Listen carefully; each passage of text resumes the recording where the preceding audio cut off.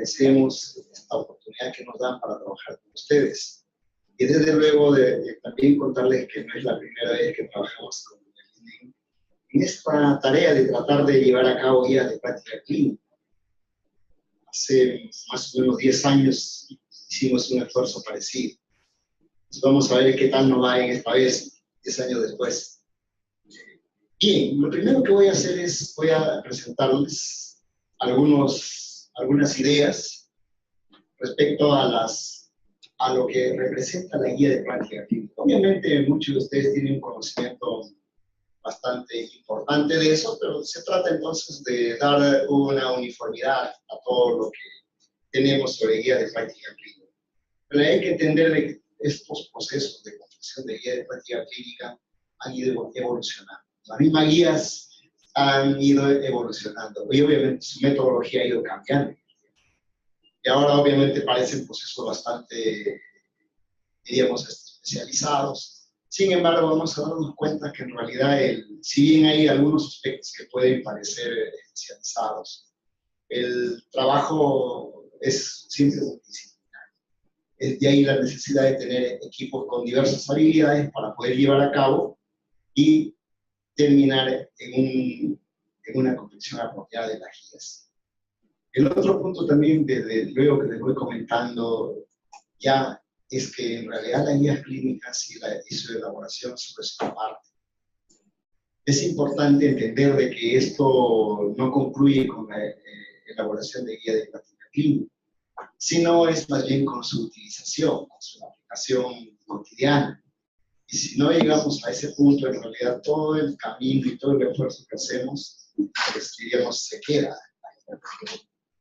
También hay que entender de que, y a eso va a venir la presentación, de qué necesitamos y cómo lo tenemos que trabajar, y sobre todo en nuestro medio, cuáles son los retos y dificultades en esta tarea de llevar a cabo la guía.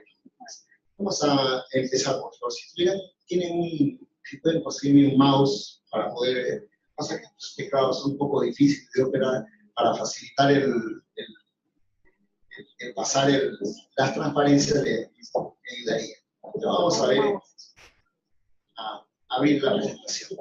Bien, vamos entonces como le decía, a pasar algunos conceptos que necesitamos ponernos de acuerdo. En realidad vamos a tratar en 4 grandes bloques. Primero sería si necesitamos guías clínicas, si son necesarios. ¿Por qué? En segundo lugar, ¿a qué le llamamos la guía clínica? ¿Qué cosa es una guía clínica? Luego, bueno, ¿cuál es una metodología? ¿Cómo es que se hacen estas guías clínicas? Y finalmente, si las utilizamos o no. Vamos entonces en ese sentido a trabajar. La primera pregunta es si necesitamos guías clínicas y por qué las guías clínicas. Y en realidad aquí el punto es el siguiente. En el trabajo clínico hay que tomar decisiones respecto a diagnóstico, respecto a tratamiento, respecto a pronóstico y también, ¿por qué no me dirán para prevención, etcétera? Hay que tomar decisiones. O sea, el profesional de salud tiene que tomar decisiones y diríamos muy frecuentemente. Ahora, ¿cómo es que toma estas decisiones? Obviamente, muchas veces tiene aprendida un esquema para poder resolver esa situación. Y muchas veces esto es un aprendizaje de escuela. Ahora, ¿de qué modo un médico, en realidad se refiere a cualquier profesional de salud, toma decisiones? ¿Cómo es? Las formas tradicionales son las siguientes. Puede ser que las decisiones estén basadas al consejo de lo que entendemos es una eminencia. Profesor famoso, muy importante, que viene fuera de una escuela muy prestigiosa, y obviamente lo que nos comenta y nos dice se torna pronto en el estatus de lo que hay que hacer. ¿Correcto? Pues ahí estaremos tomando decisiones basadas en los consejos de una evidencia. ¿Correcto?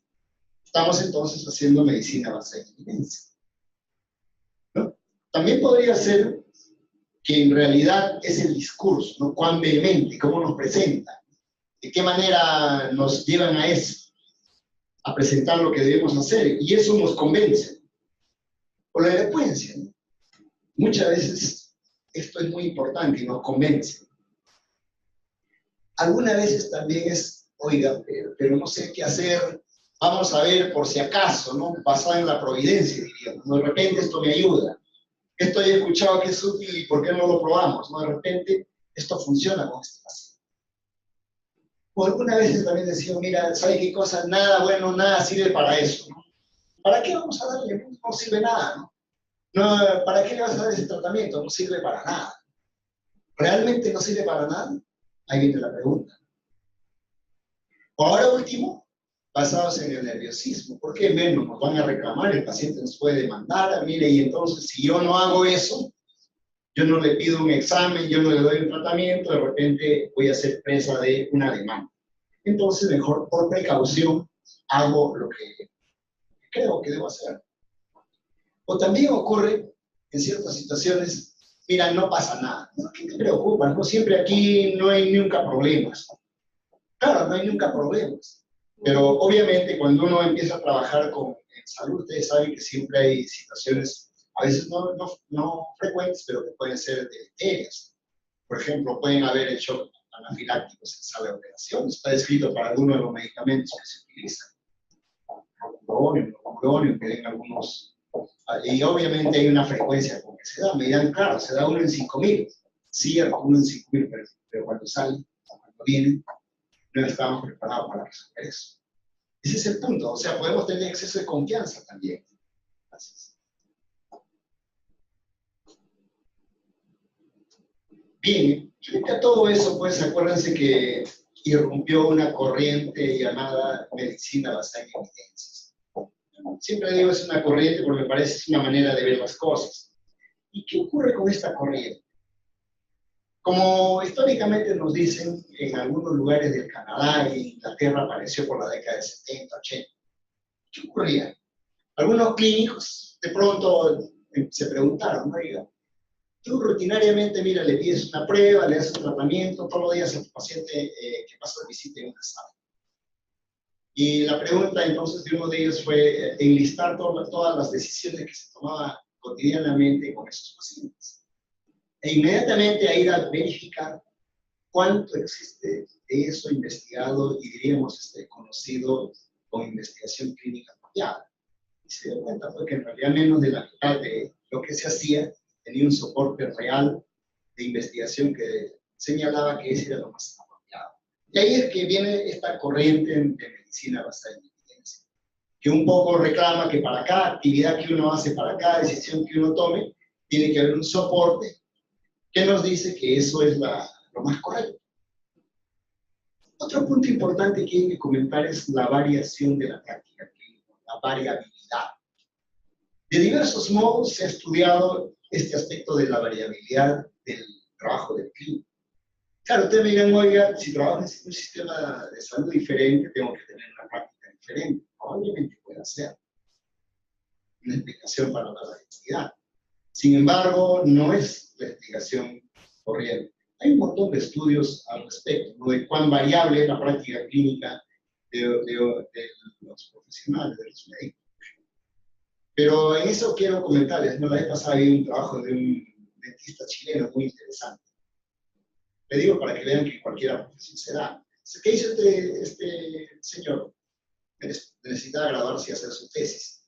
Entonces buscó un caso, alguien que tenía un problema dental, y lo llevó a más o menos 60 dentistas diferentes, en diversos lugares. Y le pidió solo lo siguiente: por favor, dígame qué cosa tiene, qué le encuentra usted, qué diagnóstico, de alguna manera, y qué tratamiento, y darle un presupuesto de cuánto le saldría de lo que le va a hacer.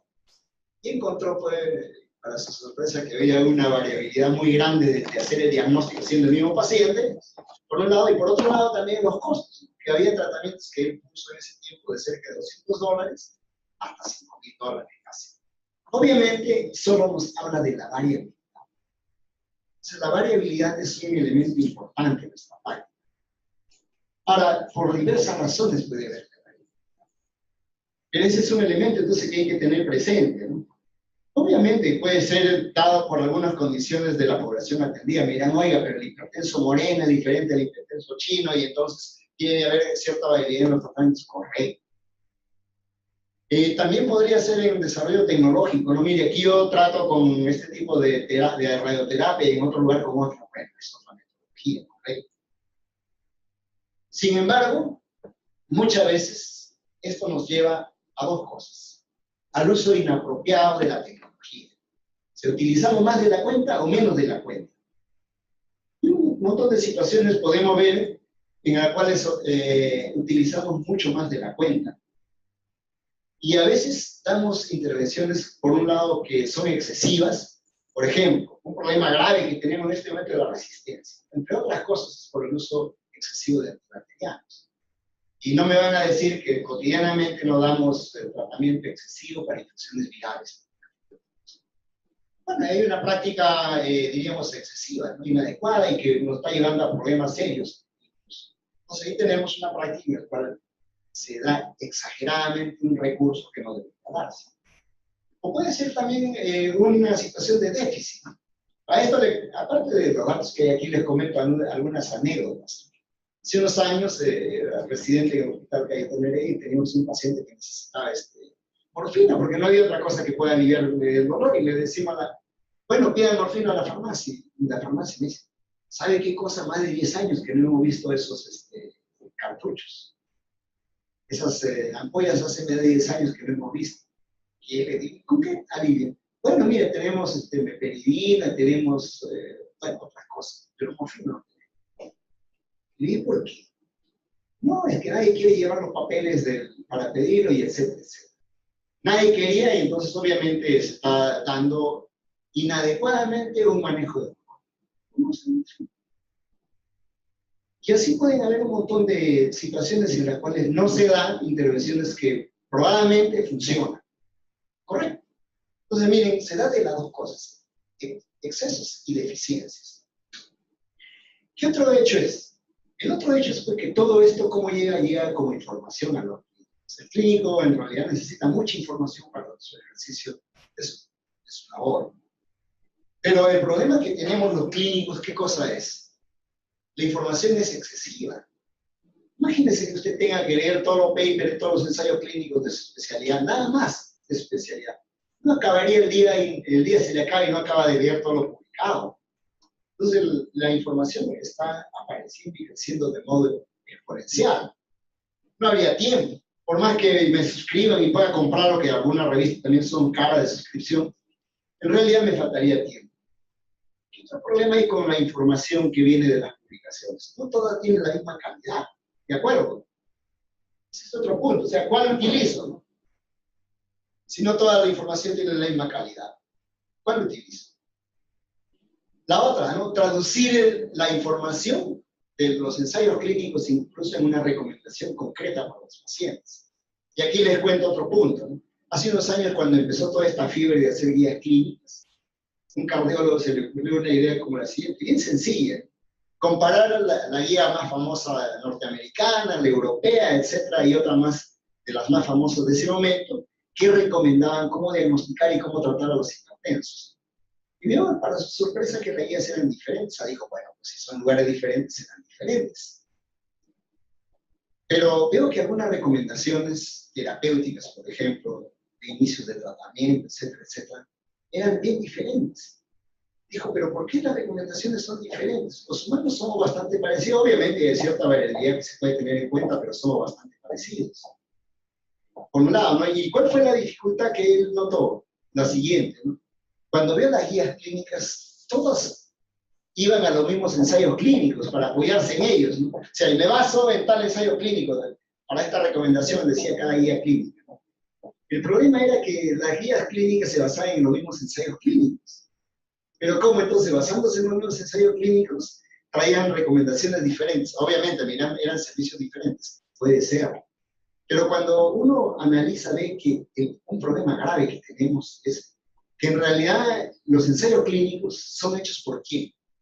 Por un investigador clínico que está pensando en otro como él, que le va a leer y va a ver sus defectos que tiene. Y no tiene, está pensando en eso, en otro investigador como él. No está pensando en que esa información lo va a aprovechar un clínico, alguien que trata pacientes y que tiene muy poco tiempo para ver dificultades e intríngulis de ensayos clínicos. Entonces, está redactado pues un ensayo clínico para otro escenario. para otro auditorio, diríamos. No el auditorio de los clínicos, que cotidianamente requieren esa información. Y ahora, traducir esa información publicada así a una recomendación concreta no es sencillo. Uno puede no ser sistemático y no pasa como estas guías clínicas. Cada uno da su propia recomendación. Entonces quiere decir que incluso un mismo estudio lo puedo leer de modo diferente y luego recomendar y aplicar de modo diferente. Sí, si uno no es sistemático, si no tiene un esquema, diríamos, un esquema trabajado, va a llegar a cualquier recomendación. Ese es otro problema. O sea, entonces el problema es cómo traduzco la investigación en una regla práctica para el manejo del paciente. Y una regla apropiada, me refiero. Esa es una dificultad importante. El otro punto grande, intereses de por medio. No me van a decir pues, que en la guía clínica no van a recomendar acerca de tratamientos. No me van a decir que detrás de los tratamientos no hay intereses, diríamos, si pequeños como grandísimos. ¿Correcto? Y eso, querámoslo o no, puede inclinar a una recomendación. Entonces, es un punto importante a tener en cuenta, ¿no? Finalmente puede ser un instrumento más bien de manipulación. O sea, en vez de ayuda puede ser un instrumento de manipulación. Entonces, todos estos elementos, usted me dirán, oiga, pero entonces, ¿para qué va a hacer la guía clínica? ¿No? Obviamente le estoy comentando estos aspectos con la idea de ver cómo se maneja, cómo se trabaja estas dificultades. Entonces, la variabilidad ya hemos visto, ¿no? Hemos comentado en la variabilidad de la práctica clínica. El punto del volumen de la información también, sabemos que cada vez hay pues a montones de información. Y ahora todo eso nos trae dificultades, ¿no? O sea, ¿cómo yo puedo todo eso traducir en una recomendación concreta? Y entonces, debido a esto y otras cosas, tanto clínicos, políticos, financiadores, etcétera, etcétera, todo el mundo dice pues, que la solución para todo esto es tener guía. ¿De acuerdo? A veces la exigencia de la guía clínica viene de quién, del político. ¿Sabe qué cosa? Mira, aquí estamos graves porque no hay uniformidad, entonces hay que hacer guías clínicas. Hace tiempo el ministerio, por ejemplo, que estaba de turno, dijo, bien, vamos a dar premio a los hospitales que cumplan ciertos requisitos. Y uno de los requisitos era tener guía clínica, para ganar cierto puntaje y tener cierto presupuesto más. Entonces el director del hospital no tuvo mejor idea que llamar a, bueno, ¿cuántas guías necesitan? 20. Mínimo 20 tenemos que tener ya. Son 5 departamentos aquí en el Hospital Cayetano. Cada uno me trae 4 guías clínicas para probarlas. Y de los jefes de departamento. Los jefes de departamento corrieron a ver a quién, cómo hacían las guías clínicas. Y todos los clínicos le dijeron, ¿sabes qué cosa? Yo estoy atendiendo pacientes. Mira, tal día paso. ¿En qué hora voy a hacer tu guía clínicas? Si tú quieres, libérame de una de estas cosas. Le dijeron primero eso. Entonces no le quedó otra cosa. Bueno, pero también va a bajar mi productividad, va a bajar las desatenciones. Bueno, tú ves cómo lo haces. Entonces no le quedaba más que agarrar al jovencito que recién habrá entrado, que no puede resistirse nada, y sabe qué cosa me trae la guía clínica. Que lo revise el jefe y unos días está aquí. Bueno, miren, todo eso también se va por estos aspectos políticos. Los financiadores también, oigan, no tiene guía clínica, lo va a pagar, ¿no? No le va a pagar, no le va a financiar si no tiene guía clínica. ¿Correcto? Y bueno, y muchos actores más que están de por medio. Entonces, miren, en realidad, de diversas maneras puede venir la necesidad de guía, de tener guía. Pero muchas veces en ese camino podemos perdernos. Ahí viene nuestra dificultad. Y como vamos a ir comentando luego, hay que para eso mirar experiencia de otro contexto, para no perdernos, para no perder la ruta. Si no, obviamente nos vamos a perder. Vamos a perder.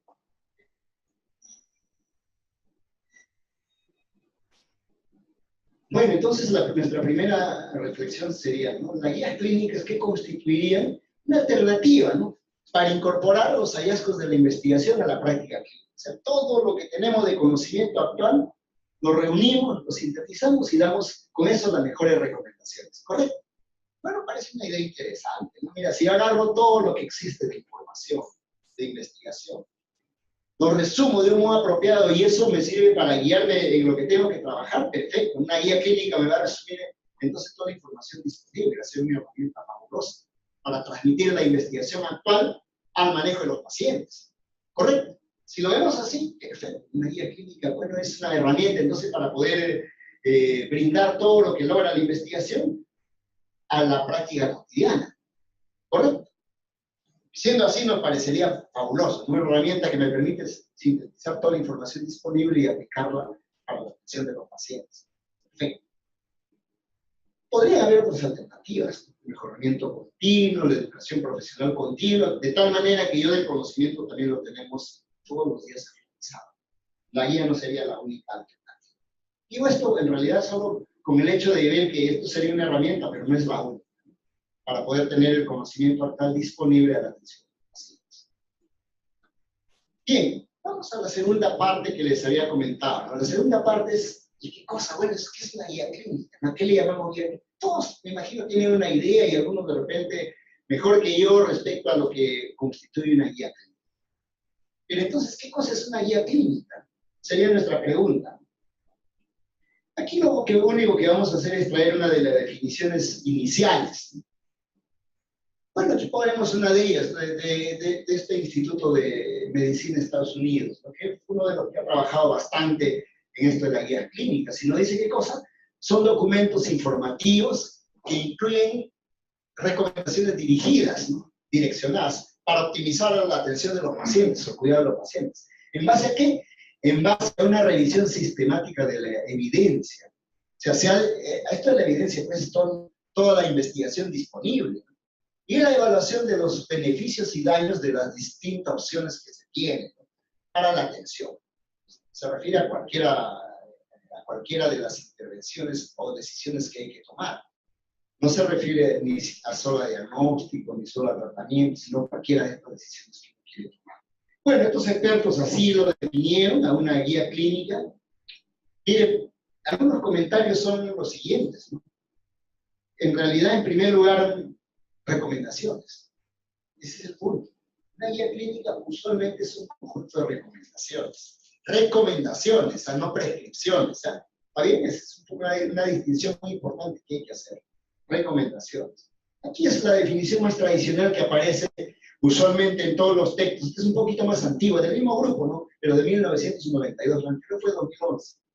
Te traigo esta porque esta en realidad pega más, esta es la que más se toma en cuenta. ¿Y qué dice? La guía de práctica clínica son un conjunto de recomendaciones. Ahí viene el punto, son un conjunto de recomendaciones desarrolladas en forma sistemática. ¿Qué quiere decir? Que tiene que haber un esquema apropiado, reproducible, sistemático, para confeccionar a la guía. Bueno, y que sirve para ayudar a los profesionales y pacientes, dice aquí, a los profesionales y pacientes, a tomar decisiones sobre la atención sanitaria más apropiada, en realidad sobre la atención de salud, y seleccionar las opciones diagnósticas, terapéuticas, etcétera, más apropiadas a la hora de abordar un problema de salud o una condición clínica específica. Por eso que siempre las guías clínicas se hacen por problemas, por hipertensión, por cáncer de mama, etcétera, etcétera, por problemas específicos. ¿Correcto? Esta, diríamos, fue la primera definición, la que en realidad ha pegado más y un montón de veces lo van a ver puestas en diferentes lugares. Esta es la definición que vino del Instituto de Medicina de Estados Unidos del año 92. La anterior era la del 2011. Bueno, en realidad entonces aquí lo que podemos decir es la guía clínica va a ser un listado de recomendaciones. Eso de acuerdo. Y claramente en todos los especialistas, todo el mundo comenta, no es un listado prescriptivo, o sea, te da opción, mire, por si acaso, el conocimiento es y lo que se recomienda son estos, son a veces abanicos. Obviamente, en este momento está muy solicitada su uso, ¿no? Y hay un incremento muy grande en la idea de confeccionarlos y hacerlos. Todo el mundo quiere hacer guías clínicas, todo el mundo lo pide. Ahora, una pregunta sería, ¿cuándo es necesaria una guía clínica, no? Y también de este mismo grupo le decía que una guía clínica es necesaria en las siguientes situaciones. Porque entenderán de que para todo no voy a hacer guía clínica, sino solo cuando hay ciertos elementos. Aquí nos ponía este grupo, ahora la han extendido, pero eran 3 las ideas básicas cuando se empezó con esto de hacer guía clínicas.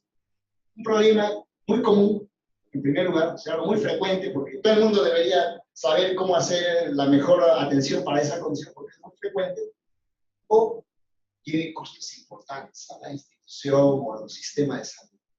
Entonces también eso haría la exigencia de que tenga una guía clínica. Otra situación es cuando para la condición que se trabaja hay mucha variabilidad. Obviamente, si hay mucha variabilidad, conviene hacer la recomendación de cuáles serían las las alternativas más importantes, aunque hay gran variabilidad. Y obviamente tiene que haber información científica sobre ese aspecto. Obviamente, si hay algo que no tiene investigación, ¿qué guía clínica vamos a hacer? Hay condiciones raras para las cuales nada más que tenemos experiencia cotidiana, puntual con ese tipo de enfermedades raras, por ejemplo. Hay un montón que hay, puede ser unos cuantos en el mundo, y eso, ¿qué guía clínica va a haber para eso? Ahora, hay otro punto que es una suposición, ¿no? Que hay que quedar bien claro también en este aspecto. Se supone que los métodos para llevar a cabo y desarrollar una guía clínica aseguran que está recogiendo y del modo adecuado y nos va a conducir a la mejor opción, al mejor tratamiento, al mejor modo de diagnóstico. ¿Por qué? Porque con esto lograríamos los mejores resultados en la atención de salud, entonces, de ese paciente. Sin embargo, ¿qué pasaría si no es así? En realidad, más bien nos recomendaría cosas, diríamos, que pueden hasta afectar al paciente y pueden dañarlo. ¿Está bien? Ese es el punto. Otro aspecto importante es aquí traer, ya que estamos hablando a este momento de las guías clínicas, es, bueno, pero ¿qué requisitos debería tener, entre otros, para esta guía clínica? Y un punto que ponen es ser validable, o sea, poder aplicarse apropiadamente y conducirnos a los resultados que buscamos en el lugar que estamos deseando aplicar. Obviamente tiene que ser posible aplicarla, ¿no? Si tenemos una guía que no se puede aplicar, en realidad, ¿para qué la tenemos? Debe dar cierta flexibilidad que nos permita resolver de modo apropiado las condiciones clínicas para las cuales está destinada. Y también, por supuesto, los criterios tienen que estar muy claros, si no nos va a llevar a mayor enredarnos, irrealistas. Y el otro punto, siempre son elaboradas por equipos multidisciplinarios. Ese es el otro punto. En realidad ya, ustedes saben que en grupos del extranjero que confeccionan guías clínicas siempre, por ejemplo, hay representantes de pacientes. La vez pasada estamos con un grupo en una guía clínica sobre enfermedad diarreica aguda, y de pronto el auditorio era básicamente fue pediatras y pediatras, incluso especialistas en gastroenterología. Me dijeron uno de ellos, oiga, doctor, pero si yo soy el pediatra gastroenterólogo, somos los expertos en este problema, ¿para qué requerimos de otros profesionales y menos del paciente? En realidad, no es que el paciente o otro le va a dar un conocimiento nuevo sobre el campo, No, esa no es la idea. La idea es que muchas veces otros profesionales participen en el trabajo. Y si yo hago una guía clínica, él tiene que saber cómo se le está y qué se está recomendando, porque de repente yo le estoy dando una recomendación inaplicable. No quiero que la guía clínica de atención primaria haga eso y eso me trae un despropósito. Y me puedo equivocar grande y gravemente. A veces uno, como pasa, ¿no? Del escritorio no sabe lo que ocurre en la periferia. Aquí le comento una anécdota así que para mí me dejó grabado a fuego. Entonces había ido a un internado rural que daba la Universidad Cayetano. Yo, para ir, escogí un sitio más rural, Puerto Bermúdez, y un día nos dicen, ¿sabe qué cosa? Tienen que irse a una comunidad que están muriéndose los niños. Bueno, fuimos a ver qué había, y habían 2 niños fallecidos ahí, por supuesto. Y era de sarampión, en esos años. Había sarampión y por epidemias. Entonces le preguntaba, y bueno, y al lado de los niños había uno grave, tenía 7 años, 9 había fallecido. Había otros pequeñitos, ¿no? De 2 o de 3 años que corrían al lado. Y le preguntamos, ¿no? ¿Y estos pequeños no tienen nada? ¿Son inmunes al sarampión? Le preguntaba, ¿han vacunado? Sí, me dice, han vacunado. Y le digo, ¿y a quiénes han vacunado? Y a la enfermera, ¿a quiénes han vacunado? Mire, la norma dice que hay que vacunar a los menores de 5 años. Y obviamente debían vacunar a los menores de 5 años. Pero los mayores no los habían vacunado. Obviamente la norma probablemente en Lima, donde se vacuna desde que nacen, etcétera, puede ser apropiada, ¿no? Pero en un contexto como este, enteramente inapropiada. Porque entonces justamente se murieron porque no se vacunaron. Pero obviamente, claro, del escritorio alguien piensa en su lógica, ¿no? Y no sabe que en otro lugar, de otro modo, es por eso es la necesidad de otras personas. Incluso del paciente, porque a ese paciente le dan una recomendación y dice, pero ¿esto cómo va a ser? No es que, como le digo al especialista, le den a la mano, de ningún modo, de ninguna manera, sino que le va a ayudar, va a ser, diríamos, un auxilio a su a su experiencia. ¿Correcto? Y esa es la idea de ser multidisciplinarias. Bien, entonces, como una segunda reflexión, podemos decir de que en realidad la definición de guías clínicas está dada, pero puede haber a veces cierta confusión, y muchas veces nosotros le damos la confusión de una obligatoriedad prescriptiva, cosa que en realidad no debería ser una guía. Obviamente, si hay una recomendación de un tratamiento porque está oleado y sacramentado, que es el mejor que hay, la guía dirá, pues. Pero cuando hay alternativas, etcétera, no puedes tampoco tomar esa postura.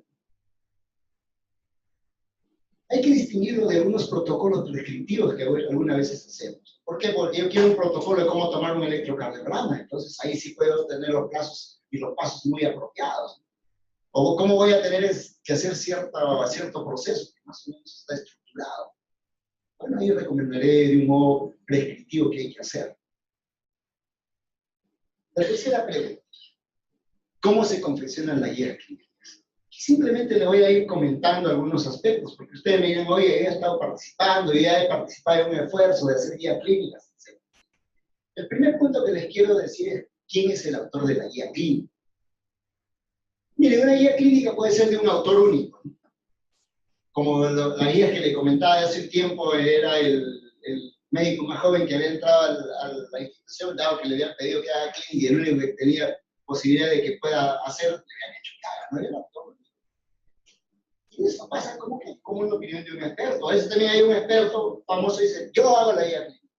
Bueno, es un autor único y básicamente va a ser su autor. Puede ser de un autor único también, pero que de repente él quiere de algún modo ser sistemático y revisar de modo sistemático. Quiere tener cierto proceso. Podría ser entonces de autor único con proceso sistemático. O podría ser lo más frecuente, lo que ocurre en nuestro medio usualmente, panel de expertos. En nuestro medio lo que usualmente ocurre es panel de expertos. Se convoca un panel, un grupo, y ellos quedan y ellos se acuerdan, ven cómo hacen la metodología y deciden cómo hacerlo. Pero en esto, ¿cuál es el punto? Lo que usualmente ocurre es que en realidad se trata de lograr consenso, ¿no? Y no necesariamente la evidencia queda al final, sino que el consenso, lo que todo el mundo está de acuerdo. Y finalmente puede haber una guía clínica hecha por un panel de expertos, pero que es una metodología ya oleada y sacramentada y más aún consolidada. Vamos a utilizar una metodología consolidada. Bueno, en el grupo de extranjero hay un montón de grupos que uno puede revisar sus métodos y cómo lo hacen. Entonces podemos decir, mira, el NICE de Inglaterra tiene un método y aquí está su guía, y yo he visto, incluso alguna vez han venido aquí, me han dicho cómo ellos hacen, entonces conozco ese proceso. Perfecto. Entonces son procesos que tienen estas instituciones para hacer guía. Y estas son instituciones que ya tienen, diríamos, experiencia en cancha, si queremos decir, en hacer guía. ¿De acuerdo? Bueno, entonces podríamos tener tres tipos de guías clínicas, basadas en opinión de experto, basadas en el consenso y basadas en evidencia. Para ponerle, más que evidencia, basadas en un modo sistemático de hacer guías clínicas, podríamos decir, el tercero. O sea, tres modos de hacer una guía clínica. Por opinión de experto, por consenso, en el cual nos juntamos y llegamos a un consenso, o en un proceso sistemático de confeccionar guías clínicas. En realidad yo le preferiría clasificar en estos tres tipos a las maneras de hacer guía. ¿Sí? Tres maneras de hacer guía. Uno puede ser por un experto, por un grupo que hace un consenso, o por un grupo que tiene un modo sistemático de hacer la guía. ¿Correcto? La opinión de experto ya sabemos, no es estructurado, es rápido y barato, es informal, sí, obviamente. Puede haber potencial de conflicto de intereses, las evidencias son implícitas, y es el experto que define el contenido, ¿no? ¿Y qué ocurre? Usualmente hay desavenencias entre expertos. Pero ¿quién ha hecho esta guía? Dice, lo primero que uno dice cuando lee la guía, no sé qué sabe de esto, cómo se le ha ocurrido poner tal cosa, ¿no? Y obviamente, rápidamente la guía cae ¿qué? Al descrédito. Y a la poca aceptación. Ese es un problema que tenemos entonces luego con guías clínicas de este tipo. ¿Ya? No digo que no sirva, puede de repente ser una guía muy buena, pero van a ser con algunas dificultades como estas. El consenso. ¿Qué ocurre con el consenso? Obviamente es estructurado porque hay un grupo que se pone de acuerdo y ya más lento y más caro, porque hay gente que hay que pagar el tiempo, o en todo caso, darle el tiempo, y las instituciones le dan el tiempo para que hagan la guía, si no, no hay manera. Es más formal porque solamente tiene un esquema, ese es muy rígido, ¿no? Son muchos los que participan, hay diferentes puntos de vista. La evidencia puede ser implícita, o sea, puede no tener un método explícito para recoger, para resumir la evidencia. Y el otro punto que a veces es difícil que haya enfrentamiento entre los participantes, ¿no? Y usualmente se requiere, pues, entonces que haya un líder que conduce apropiadamente el grupo, si no, no va a salir nada, no vamos a llegar a nada. Pero recuerden que el consenso va a ser la meta. Y obviamente pueden haber sesgos y pueden haber otros elementos. Finalmente, este proceso sistemático de hacer guías clínicas, ¿no? Ser un proceso estructurado, lento y caro, formal, explícito. ¿Por qué? Porque todo tiene que estar escrito y especificado de cómo se hace. Cada aspecto, ¿no? Desde incluso la elección de qué cosa vamos a hacer en la guía clínica. Luego ya decidimos, vamos a hacer de cáncer de mama. Ahora, ¿qué aspecto de cáncer de mama y hasta dónde va a abarcar la guía clínica? Un proceso sistemático para decir. Luego, para escoger cada aspecto que la guía debe tratar, de modo también sistemático y reproducible. Obviamente me entenderán que para la búsqueda, para el recojo de la información y luego la traducción de estas recomendaciones, igual, todo sistemático y reproducible. Obviamente, y los métodos y las decisiones deben estar siempre al frente, ¿no? Cualquiera puede revisarlo, cualquiera puede discutirlo, etcétera, etcétera. Debe haber una transparencia importante. Entonces, finalmente, este es un proceso riguroso, explícito y reproducible, sí, pero lento y caro. ¿Correcto? Lento y caro. Que a veces, muchas veces nosotros queremos decir, yo quiero una guía de este tipo. Muchas veces, en el ministerio un montón de veces nos han convocado porque quieren guía de este tipo, ¿no? Pero lo que no entienden es que para tener una guía de este tipo tienen que hacer de esa manera. Lo que quieren es saltarse con garrocha, ni tener ya la guía, pero saltándose con garrocha todo, ¿eh? Eso es imposible. Bueno, aquí le ponemos simplemente algunas instituciones que confeccionan guías clínicas, sus páginas web, que en realidad hemos puesto aquí, hemos escogido algunas nada más. Falta aquí la norteamericana, pero la agencia importante, ¿no? Norteamericana, pero en realidad aquí está las instituciones más importantes que hacen guías clínicas.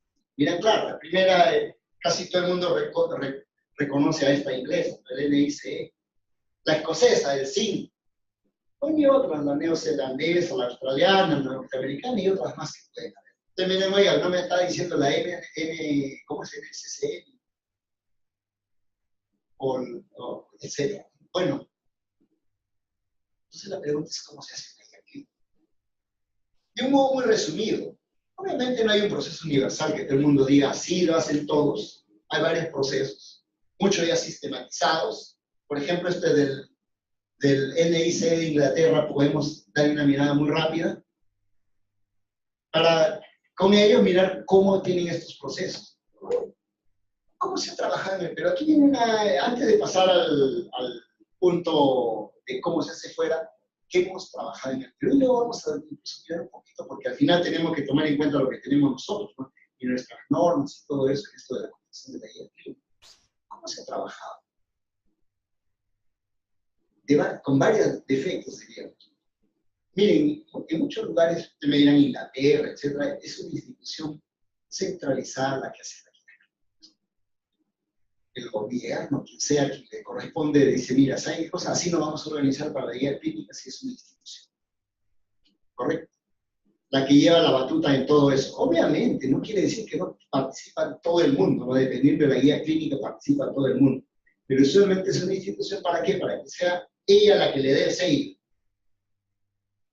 En nuestro medio se entendió que deberían tenerse guías clínicas, sí se entendió, pero no se entendió cómo hacerlo. Y nuestra primera resolución de ministeriales, etc., 2005, decía una guía clínica es así, y decía un esqueleto de más o menos cómo es una guía clínica. ¿Pero quién lo hace? ¿Cómo lo hace? Nada. Entonces de repente el centro de salud podía tener su guía clínica. Y como pasaba en algunas instituciones, ¿no? Que la DISA tenía, el hospital tenía, y a veces se chocaban las guías. ¿A quién le toca? A nadie. ¿Por qué? Porque no había un proceso, diríamos, estructural. Y esa es una de las cosas que hemos tenido y hasta ahora tenemos. Aquí le colocaba, por ejemplo, la resolución del 2005, que básicamente lo que hacía era dar una recomendación. El punto luego rápidamente era que se notaba de que bajo esa recomendación de 2005 nuestras guías tenían deficiencias importantes. A veces ni siquiera tenían referencias. Entonces tenían deficiencias, y cuando uno miraba a veces no se distinguía de un libro de texto, etcétera, etcétera. No había recursos, no había integridad en cuanto a la evaluación del problema. Y cuando uno alguna vez se le ocurría someter a alguno de estos instrumentos para calificar a las guías, obviamente siempre tenían puntajes bien bajos. Entonces, ¿qué sucede? No entendimos lo que es el proceso de ¿correcto? Bueno, aquí simplemente colocaba eso. Obviamente después del 2015 es que viene otro proceso en el cual aprueban un documento para la metodología. Y aquí un poquito comentaremos este aspecto.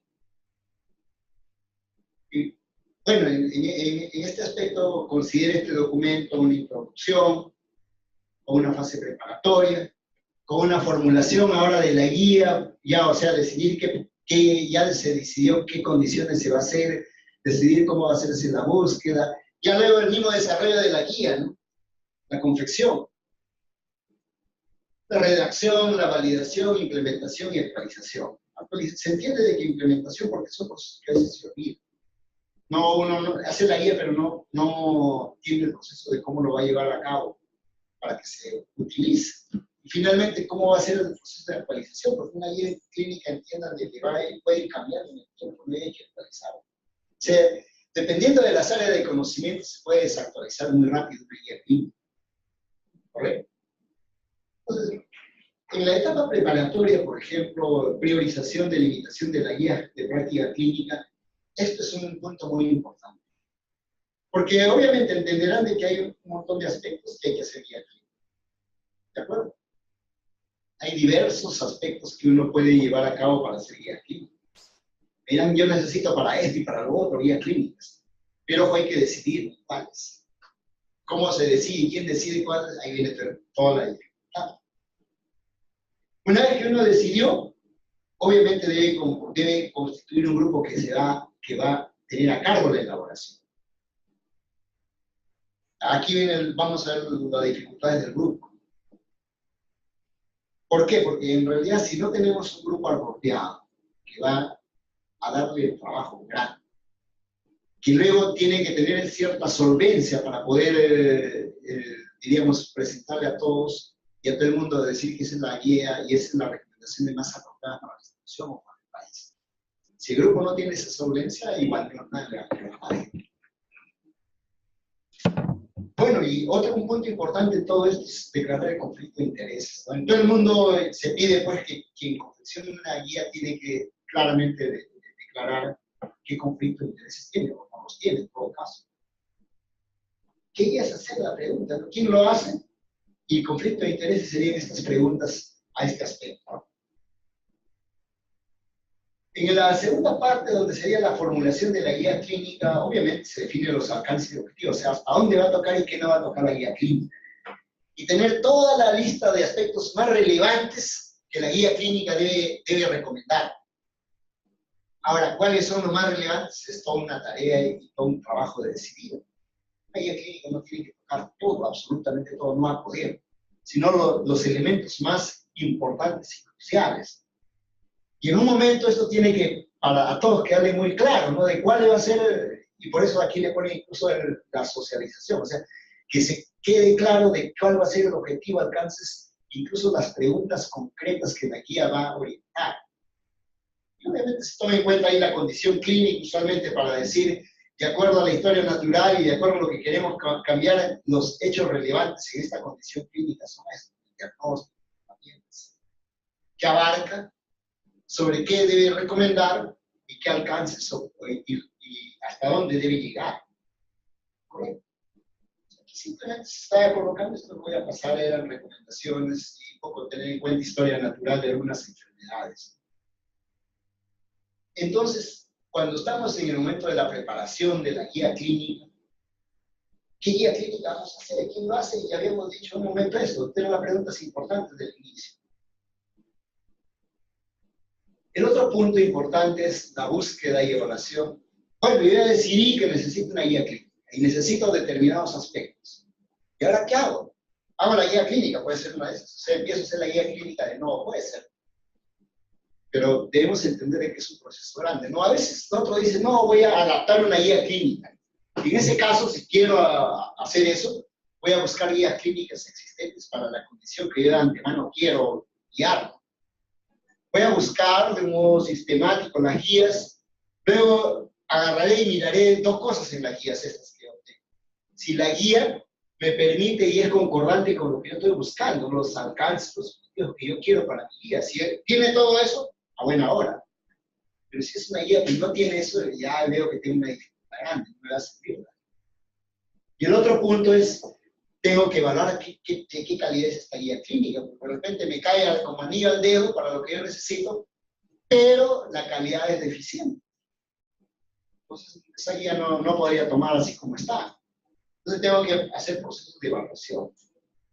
¿Existe una guía clínica para lo que estoy buscando? ¿Qué falta, qué sobra en esa guía que existe? ¿Y qué calidad tiene? Obviamente, si no es así, me voy al proceso de hacer una guía de nuevo. O sea, de la nada, como hacer una guía de la nada. Bueno, y ahí sí es una tarea un poquito mayor. No crean que tampoco adaptar no es mayor, en realidad el proceso de adaptación de una guía clínica es intenso y tiene bastante trabajo. Pero una guía de nuevo, ¿qué cosa es? Oiga, tengo que buscar, como ya hemos dicho, que tenemos una lista de preguntas que la guía debe orientar y recomendar para cada pregunta que tenemos de la condición clínica, etcétera, etcétera, etcétera. Para cada una de ellas, tengo que buscar qué información existe. Mejor dicho, si hubiera una revisión sistemática que me aborda cada una de estas preguntas que yo tengo, perfecto, esa me ayudaría, porque me está resumiendo toda la información disponible para ese aspecto. Y si no hay, yo tengo que hacer la revisión sistemática. Vean, de ahí lo trabajoso de una guía clínica, porque tengo, pues, vamos a suponer, 30, 50 recomendaciones, aspectos que recomendar. Cada una de ellas tengo que tener una revisión sistemática para de ahí sacar la recomendación y graduarla, y etc. Si no tengo que hacerlo. Tengo que hacerlo. Ese es el punto. Esa es la parte de trabajo. Obviamente, y si voy a hacerlo, es como hacer una revisión sistemática, ¿no? Para cada aspecto. Y una revisión sistemática, ¿cómo se hace? Bueno, miramos cómo lo hace Cochrane, por ejemplo, una revisión sistemática. Obviamente, primero tiene el foco de lo que va a revisar, tiene grupos que miran si eso es adecuado o no, una vez que deciden qué van a revisar, el grupo va a preparar un protocolo de cómo hacer todo el proceso de búsqueda de información, buscar en las diferentes bases, incluso la literatura gris que se llama.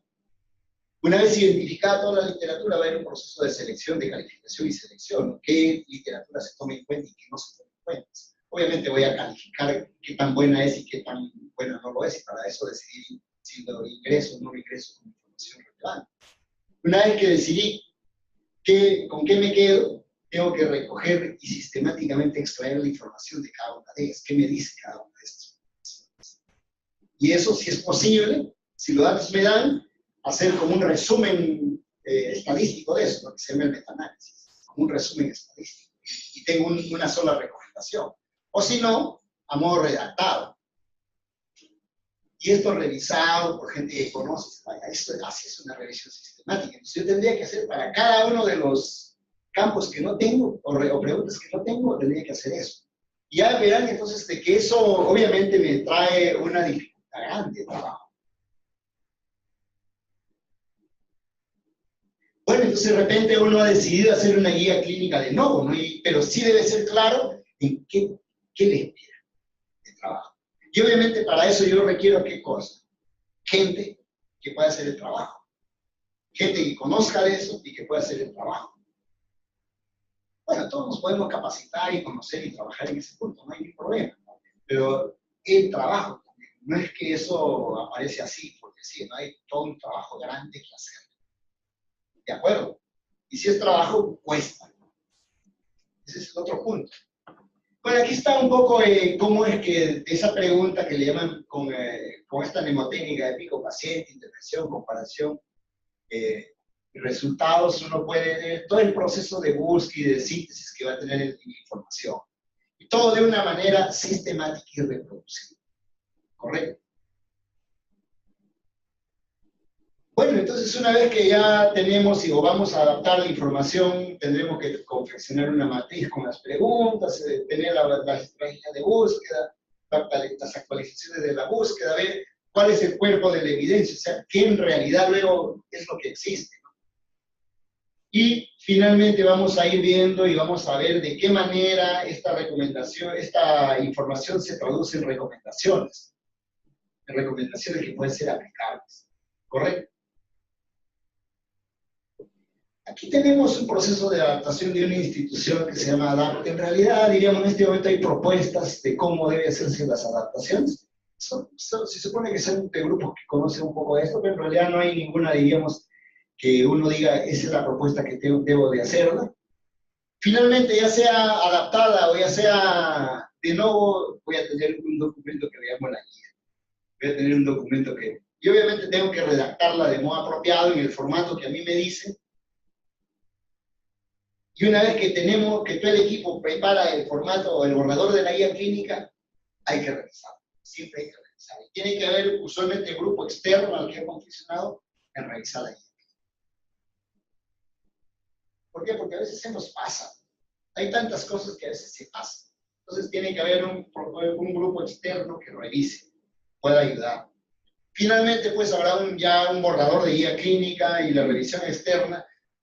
Finalmente, una vez que ya se dio todo eso, podrá, pues, y está validada, podrá ya aprobarla, difundirla, etcétera, etcétera, ya seguir todo el proceso.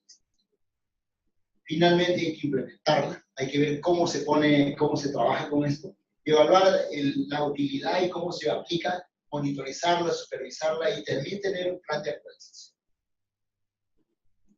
Bueno, entonces, ¿qué requerimos para una guía clínica? Ya ustedes se darán cuenta, ¿no? Grupos multidisciplinarios que trabajen mucho, bueno, que van a ser de diversos profesionales, incluido a veces el público, que tienen que tener diversas habilidades este grupo, por ejemplo, buscar evidencia, resumir evidencia, metodología de consenso también, porque en realidad a veces en el equipo, pues, para poder hacer que el equipo funcione bien, necesitamos personas que ayuden a modular el funcionamiento del equipo. Necesitamos los líderes que sean los que empujan el equipo. Y aquí un comentario que les quería hacer, ¿no? Decía que hemos tenido un proceso de tratar de hacer guías clínicas hace un poco más de 10 años como institución. Miren, lo más valioso que hubo en ese tiempo era los equipos y el interés de algunos de los líderes. Obviamente era el jefe, a veces el líder, el jefe del servicio, que también era el líder de opinión a nivel de país, etc. Obviamente, con ese empuje, pues, una guía clínica va a caminar sobre ruedas. Ese es un elemento muy importante. Si no estamos así, va a ser más difícil. Pero también hay que tener en cuenta que esto es una inversión. Se va a costar, querámoslo o no, una guía clínica cuesta. Incluso si la adaptamos, si la queremos hacer de un modo apropiado, sí, nos va a costar. O sea, esto es lo que deben de entender. Yo en realidad creo que esto a veces no se entiende. Un montón de veces al ministerio me han pedido, hemos trabajado con grupos, pero parece que el directivo no entiende de qué eso le va a costar. Y quiere siempre saltarse con garrocha. ¿Cómo hago para tener la guía, pero que no me cueste? Pero no, es que no es posible.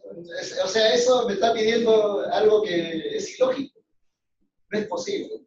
No quiero gastar, pero quiero tener la guía, una guía apropiada. Pero eso no es posible.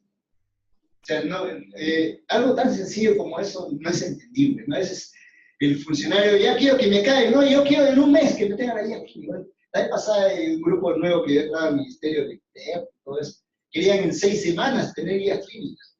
O sea, le digo, bueno, su necesidad de guías estará, me encuentro muy fundada, pero es irreal. Es imposible que pueda tener. Vamos a ver luego cuánto más o menos demoran estos procesos en algunos lugares.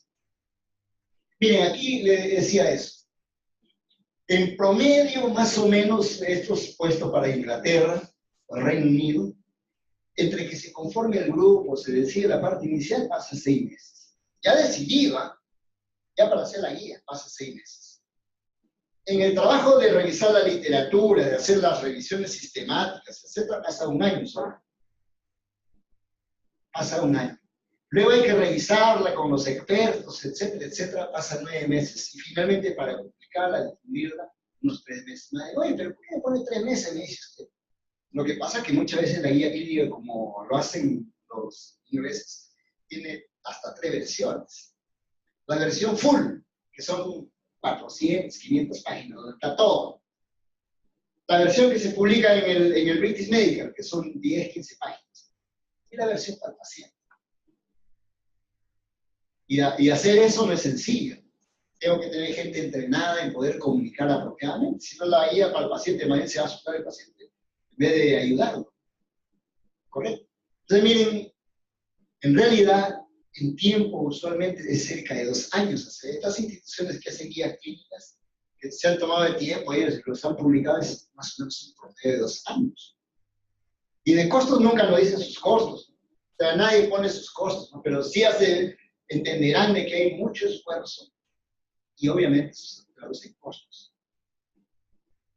Miren, si vamos a nuestro medio, tuve la suerte de que en un tiempo Colombia decidió hacer guías clínicas porque hicieron una aplicación como gobierno, ¿no? El Banco Interamericano, y le dieron fondos y financiamiento para que hagan todo un proceso de investigación y entre otros elementos, de confección de guías clínicas, etc. Y entonces ellos tuvieron la idea como, no digo la mejor idea, sino tuvieron la siguiente idea. Dijeron, bueno, vamos a hacer guías clínicas y como queremos que sean rápidas, vamos a licitar. Esto como gobierno. Licitar la confección de guías clínicas. Entonces dijeron, bueno, tendremos que ir para grupos nacionales y del extranjero que puedan ayudarnos y licitar. Le puedo decir que algunas guías clínicas pagaban, por ejemplo, una de ellas pagaba $200,000 para hacerlo. Colombia, les digo, no, para que el grupo haga la guía clínica, porque entendía de que iba a tener un esfuerzo grande. Obviamente países desarrollados pueden tener más costos.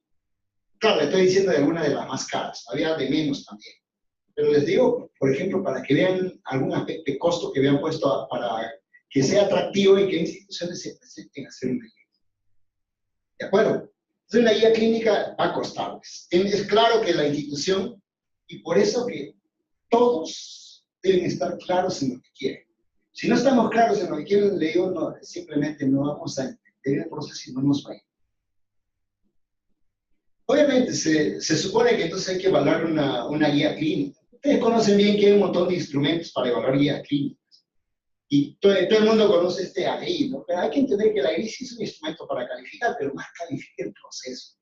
Cuán sistemático, no califica el contenido, más califica el proceso. La herramienta AGRI que nos puede ser útil y nos califica más el proceso. O sea, cómo se ha hecho, cuál ha sido el proceso. Más que el contenido, ¿correcto? Ahora, y cuando vamos a adaptar una guía, y mira, oiga, pero eso usted me está diciendo para hacer una guía clínica de nuevo, ¿cierto? Para hacer una guía clínica de nuevo. Pero para una adaptación puede ser más barato, mira, no, yo agarro una guía que esté buena y me la acomodo para mi medio. Bueno, puede parecer así a primera intención que va a ser más barato, va a ser más fácil. En realidad, sí va a ser más sencillo. Muchas veces ya la evidencia está y no va a cambiarlo. Pero puede haber algunas recomendaciones que tienen que reevaluarse. ¿Por qué? Porque yo trabajo de otra manera. Yo tengo otros fondos, por ejemplo. Y ahí puede haber un proceso de regraduación. Entonces, eso también no es sencillo. Puede tener cierta dificultad en una adaptación de guía.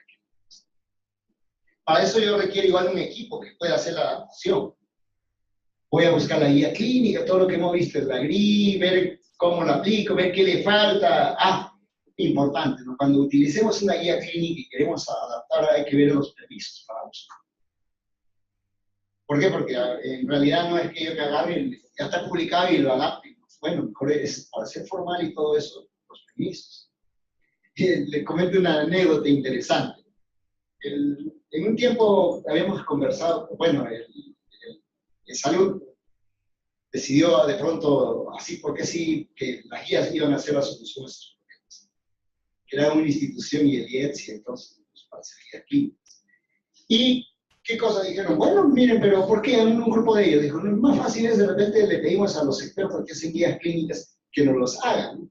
Incluso quisieron hacer un convenio con el NIC de Inglaterra y vino. Lo primero fue un curso, se lo trajeron para que lea un curso de una semana, una cosa así. Bueno, a suerte me invitaron, pudimos ver. Obviamente ellos presentaron su metodología que tienen para hacer guías clínicas, ¿no? Pero luego cuando los directivos de salud dijeron, ahora queremos que nos trabajen con nosotros a hacer las guías clínicas, dijeron, un momentito, si quieren nosotros lo hacemos y le vale tanto cada guía clínica. Entonces, obviamente hay que entender que estos procesos a veces son así, son de ese modo. Entonces por eso tiene que haber permisos muchas veces. Y obviamente para adaptar yo tengo que ver qué la guía que tiene y qué me falta, qué brecha existe. Y obviamente va a haber para todo lo que falte, para todo lo que la guía falte, igual voy a tener que hacer como un proceso de confección de la guía clínica para esa parte. Voy a tener que entonces buscar la literatura, resumir, hacer como una revisión sistemática, etc. Todo el trabajo va a darse, ¿no? De acuerdo, como la guía que estamos adaptando le falte más trabajo va a hacer. Y luego hay que regraduar las recomendaciones. Ojalá que esta guía que queremos adaptar tenga todo detallado, ¿no? Obviamente si tiene todo detallado nos ayuda un montón, porque ya tenemos ahí qué ensayo revisó, qué resultados obtuvo, etc. Nos ayuda un montón, pero si no tiene eso, no nos ayuda mucho. Entonces la tercera reflexión. Elaborar o adaptar guías clínicas, correcto, es un proceso igual complejo, que requiere múltiples conocimientos, habilidades y esfuerzos. Y como le decía, confluir esfuerzos. Si no, no vamos a poder hacer, se puede hacer. Conocimientos y habilidades, ¿no? Y por supuesto hay que entender que es una inversión importante. Si no lo entendemos así, no podemos avanzar. Entonces si vamos a hacer una guía clínica, nos preguntaremos, ¿no? ¿Nuestra organización está de acuerdo? ¿Tiene el interés? ¿Hay recursos suficientes?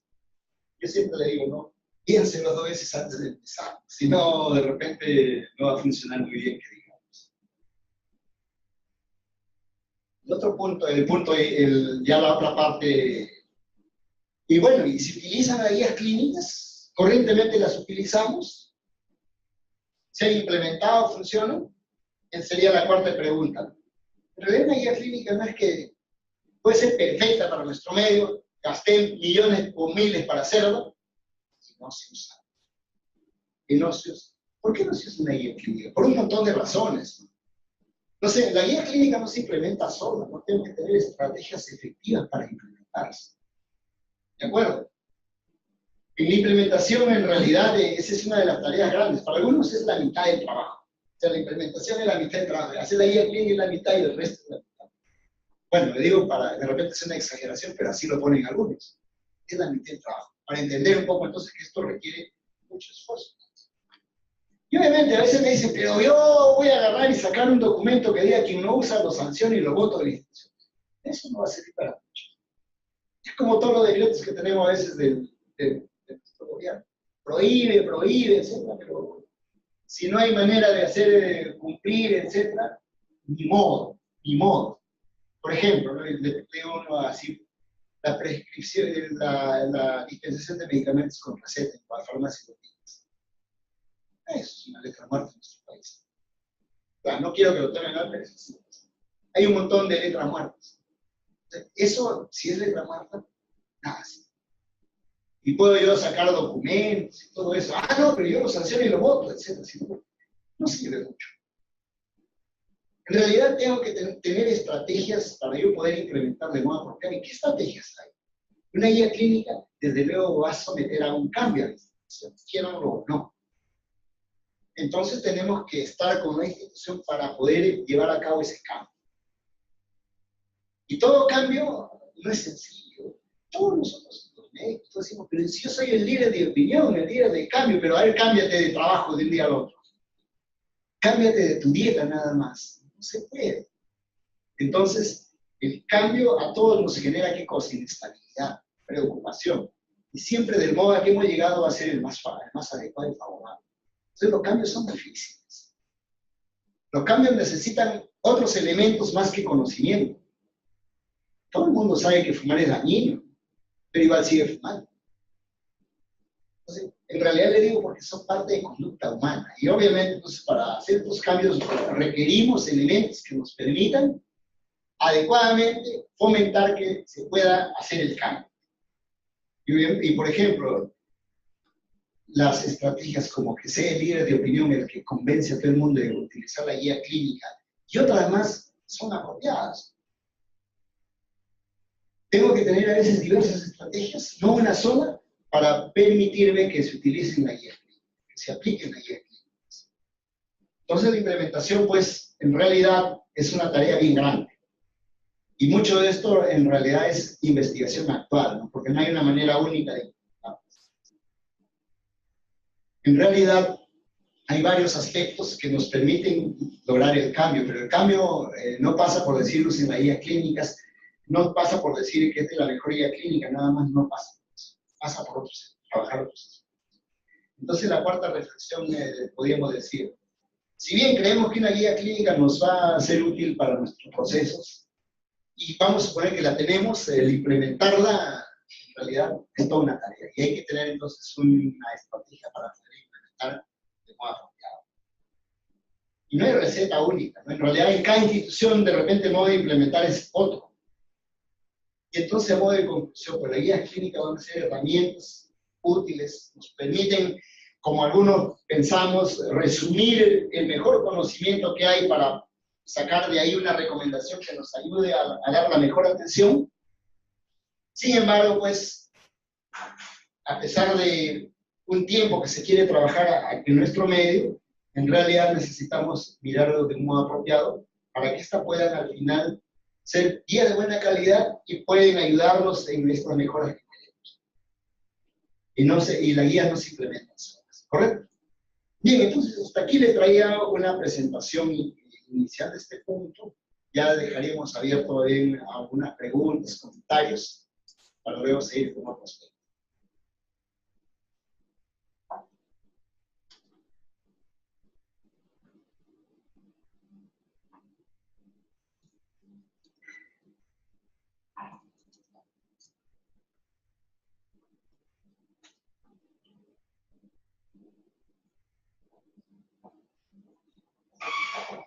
Buenas. Sí. A ver. Al público. Tiempo y plazo que ustedes y se demora construir una guía de práctica. Cada que tiempo no se tenemos que revisar. Perfecto. Una muy buena pregunta que no les he dado en la presentación. Miren, muchos dicen de que incluso las guías clínicas deberían tener como fecha de caducidad, o sea, fecha de vencimiento. La recomendación convencional es cerca de 2 años. Si una guía clínica debe de cada 2 años actualizarse. Ahora, mira, pero si es un campo que se mueve poco, podría ser 3 años. Pero siempre hay que actualizar. Una guía clínica no es eterna. Siempre hay que actualizar. Y ahora, si es un campo de un gran desarrollo y conocimiento, de repente son meses los que tendría que pasar para actualizar la guía clínica. Así es. Porque ¿qué pasa si pues de pronto tengo un tratamiento que es la tapa, cambió el panorama? Antes de eso, por decir, la mortalidad era 70% y ahora con esa intervención es 30%. No es que yo voy a esperar 2 años para que cambie mi guía. Si eso es así, de ese modo tan dramático en la mejora, debe darse pronto. Es darse pronto, ¿correcto? No, los pacientes no tendrían por qué no recibir esa intervención que tiene esa utilidad no tan grande, ¿correcto? Doctor, disculpe, buenos días. Aquí por el chat nos preguntan, Cindy Alcarraz pregunta, ¿es necesario solicitar permiso de las entidades internacionales formadoras de guías para adaptar sus guías? Miren, de preferencia hay que comunicarles de preferencia. Uno podría decir, oiga, pero si sabías y todo, podría, sí, pero mejor avisar de preferencia. Porque de pronto no debe hacer que usted aparece pues como que institución tal adaptó o una guía de tal y ellos no sabemos, fuera pues hay cosas que hay propiedad intelectual y todo eso. Entonces es mejor comunicarles. Es mejor comunicarles. Recuerden que a veces nosotros hacemos la tabla rasa de la propiedad intelectual, ¿no? Pero hay que entender que la propiedad intelectual como tal se da.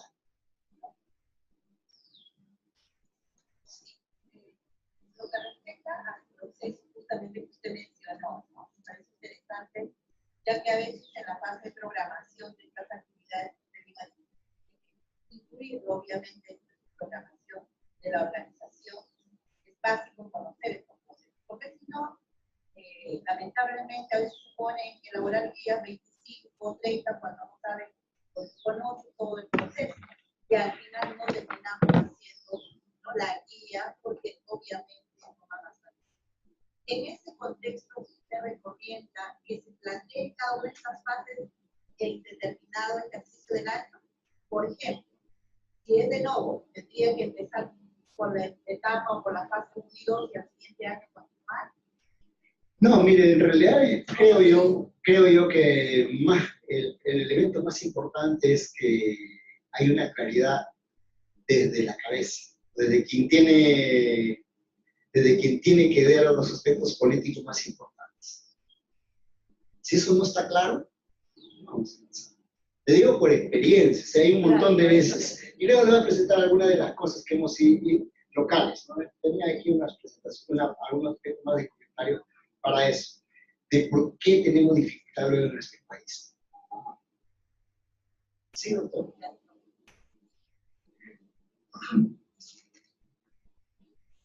Recuerdo la declaración de la doctora Pilar Marcetía, que su experiencia como ministra de Salud, cuando hizo implementar las guías específicas a nivel nacional, ella refirió que fue una de sus más grandes instituciones, porque realmente, como ya se dijo, era tiempo personal, era muy difícil lograr que los profesionales de todas las áreas que gran parte del tiempo sin descuidar la labor de la atención hospitalaria para hacer una evaluación de vida. ¿Qué cosa es esto? Evidentemente, dicho así, tampoco es cuestión de si esa frase de quién se va a empezar tiene que contrastarse con yo creo que la norma nos obliga a restringir. O sea, quién se va antes de empezar es como algo opcional, ¿no? ¿Quiero tener o no quiero tener? Entonces, si es así, entonces no lo tengo porque consume tiempo y pero si la norma me obliga a tener una guía, entonces ya no tengo solución de pensar, no tengo que hacerlo. Sí, doctor. Sí. Acá hemos tenido ya una experiencia en el tiempo. Sí. Sí, sí. Allá por el inicio del 2010, 2012 se adaptaron guías. Sí. Copiaron guías. Sí, lo sabemos. Sí. Entonces, estábamos mal. Antes del 2015 hicimos guías. En 2015 ya resultaron para el 2016 desactualizadas. O sea, el INSA también manda alegremente que alguien se emociona en el ministerio y entonces actualiza.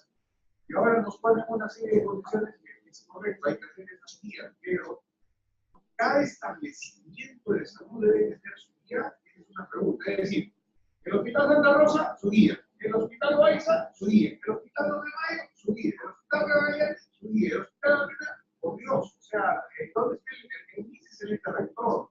Debería proveer cierto personal experto que reúna a los expertos y que saben que guías que sean validadas a nivel nacional. Porque si no, ¿qué diferencia el cirrótico del que va al Baiza del cirrótico que va a la Almenara? Y sin embargo, los niños quedan dos hospitales que no pueden hacer las guías completamente así que están en falta con la norma. Quisiera alguna reflexión al respecto. Sí, doctor, muchas gracias por darnos estos elementos de promedio. En realidad, la dificultad para nuestro país se marca en diversos aspectos. Y el primer punto es que cuando uno mira la experiencia de otros lados, es diferente por varias razones.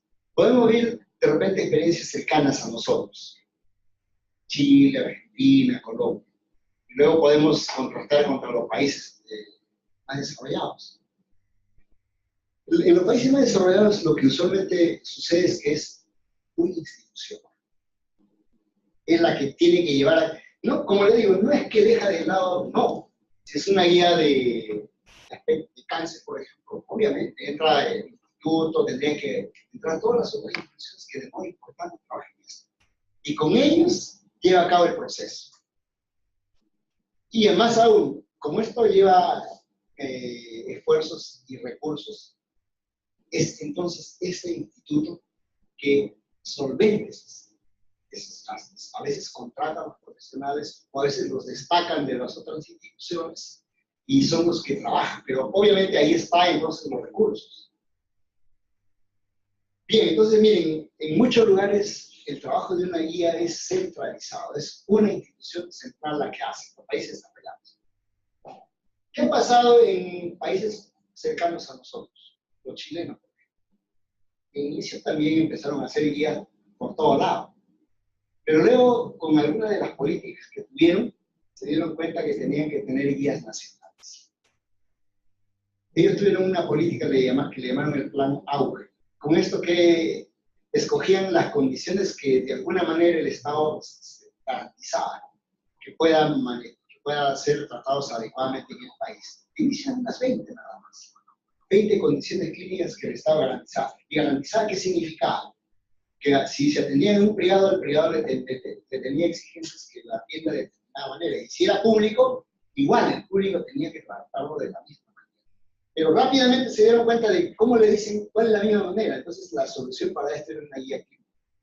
Entonces, con su institución supervisora, el equivalente más o menos de su salud nuestro, empezaron el trabajo de hacer guías clínicas, que las hicieron con diversos grupos.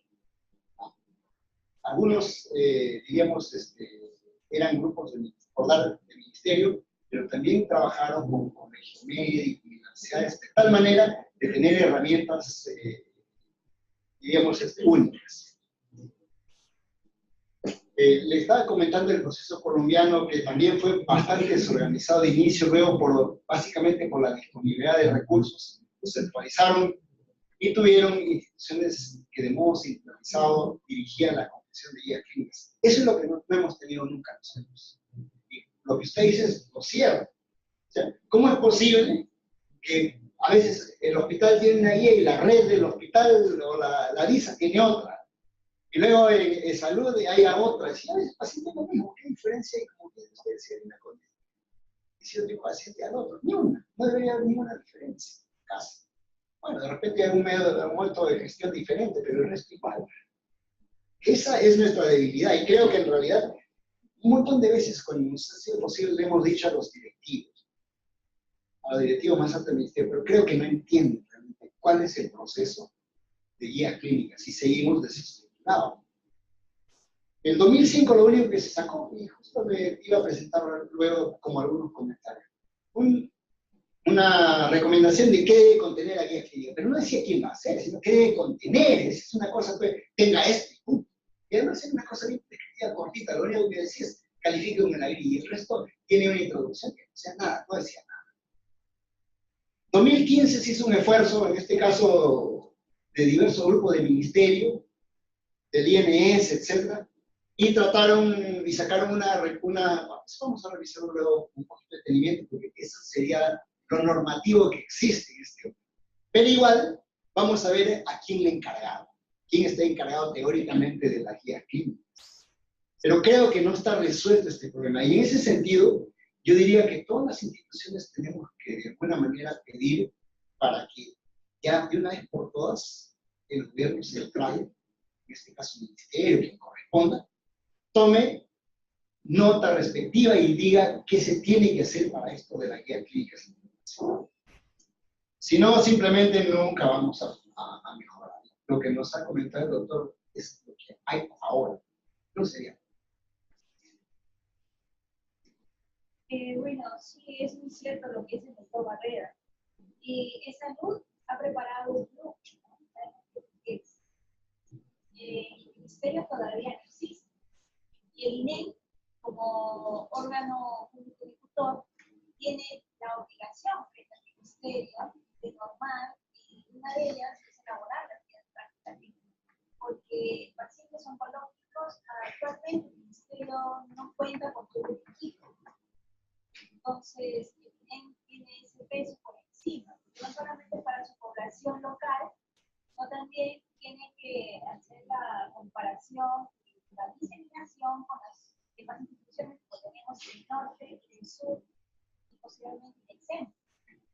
Correcto, yo creo que en ese sentido pues, la institución, el INEM, tiene un lugar privilegiado, ¿no? Dado que es un ente reconocido y que tiene rectoría, entonces en realidad en ese sentido yo creo que tiene oportunidad de poder trabajar. Pero creo que no hay que perder la perspectiva. La perspectiva es que en realidad necesitamos, no sé cómo lo hagan, pero que una institución lo haga.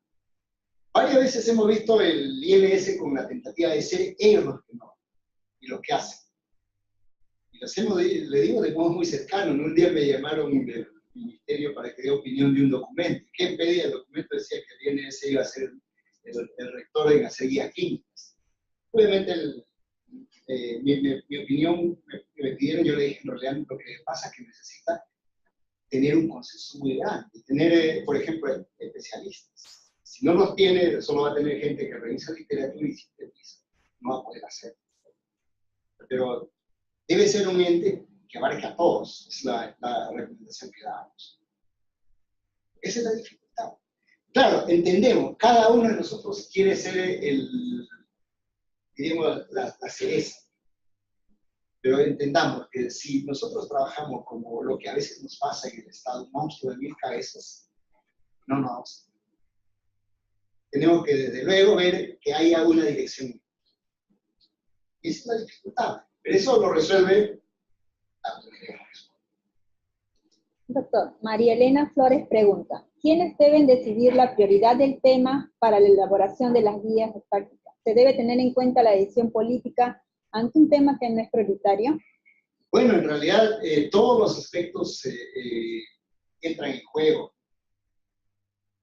Se supone que hay una manera de ponerse de acuerdo, que a veces incluso dependiendo de las instituciones pueden tener un grupo que de algún modo dice estas son las condiciones, pero también hay que tener en cuenta que los aspectos políticos muchas veces juegan. Y en esto quiero que entiendan este modo de ver las cosas de un tiempo a ahora que me queda claro. Miren, hay que distinguir aspectos técnicos de aspectos políticos. Muchas veces el político tiene que tomar decisión por razones diferentes a las técnicas. Pero en eso hay que distinguir. Cuando es una determinación política es alguien que tiene que resolver porque el cargo le dice, tiene que tomar la decisión política. Se supone también con un soporte técnico, pero tiene que tomar la decisión. ¿Correcto? O sea, a veces le digo, un montón de veces el técnico dice, pero yo soy el técnico, yo debo... Está bien, tú das tu opinión, depende de cómo corresponde y hasta corresponde, pero a ver, un decisor, que es el político que dice. Él me dice, pero él no sabe, no, bueno, ese es otro punto, yo no podría discutirle ya el elemento ese. María, le diría entonces, ¿de qué modo le presentas tú el problema para que él pueda entenderlo? Ya. Otro oyente nos pregunta, Ciberguanca, está sin anotar. En la elaboración de la guía de práctica clínica se debe formar un comité por servicio. Si es así, ¿por quiénes se debe estar conformado? Bien, no es que es un comité por servicio, en realidad el grupo que va a hacer la guía clínica debe ser un grupo empaquetado, o sea, todos conversar, todos tener interés, todos trabajar. Cada institución obviamente irá como se compromete.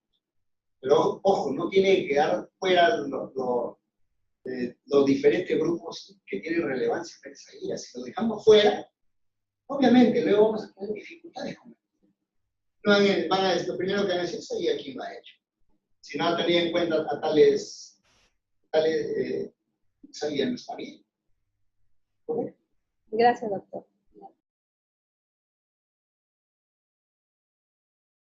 Bien, vamos a reiniciar la sesión entonces. En este aspecto vamos a ver y aspectos mucho más concretos. Después de haber visto un poco medio teórico en esta parte de guía clínica, vamos a ver otros aspectos concretos. En primer lugar, lo que voy a hacer es presentar dos documentos normativos del Ministerio. El año 2015 el Ministerio saca dos resoluciones ministeriales, la 302 y la 414. Simplemente no es con la idea de tener claro qué nos pide y qué nos dice, miremos ambas. Miren, la 302, del 14 de mayo, vamos a pasarnos los considerandos y vamos a ir a la parte resolutiva. ¿Qué resuelve? De la resolución 302, entonces, el 14 de mayo de 2015. Dice artículo 1, aprobar la norma técnica de salud 117, norma técnica de salud para la elaboración, uso de guías clínicas del Ministerio de Salud, con un documento adjunto en esta parte. En realidad, esta norma técnica de salud para la elaboración y uso de guías de práctica clínica, lo que básicamente nos dice es qué debe tener o cuál es el contenido de una guía. Entonces, una lista de qué cosas tiene la guía clínica. Y toca pocos aspectos de la metodología de cómo hacerlo. Entonces, eso es lo que aprueban. El artículo 2 nos dice que la Dirección General de Salud de las Personas, a través de la Dirección de Calidad de Salud, se encargará de la difusión, monitoreo y supervisión del documento técnico aprobado para la presente resolución. O sea, ¿quién encarga a una dirección del ministerio que sea la que, como dice aquí, a través de la Dirección de Calidad de Salud se encargará de la difusión, monitoreo y supervisión del documento técnico?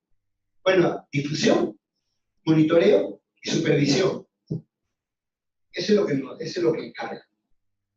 Y luego dice en el punto 3, disponer que el Instituto de Gestión de Servicios de Salud, estos ustedes saben, ya dejó de existir, así como las direcciones regionales, o sea, esas sí están presentes en este momento, las direcciones regionales, la gerencia regional de salud, por los que hagan su vez a nivel nacional, sean responsables de la difusión, implementación, monitoreo y supervisión del documento técnico, o sea, de esta lista de qué debe contener una guía clínica, dentro del ámbito de sus respectivas jurisdicciones.